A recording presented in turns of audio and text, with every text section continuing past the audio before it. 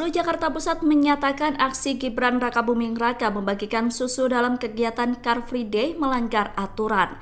Atas hal itu, TKN Prabowo Gibran menilai Bawaslu Jakarta Pusat bersikap tidak profesional dan melebihi kewenangan. Pernyataan itu disampaikan oleh Komandan Tim Eko Hukum dan Advokasi TKN Prabowo Gibran, Hinca Panjaitan pada Kamis 4 Januari. TKN mendorong Bawaslu DKI Jakarta mengoreksi isi rekomendasi Bawaslu Jakarta Pusat. Sebab surat rekomendasi Bawaslu Jakarta Pusat diteruskan ke Bawaslu DKI Jakarta untuk selanjutnya disampaikan kepada instansi terkait.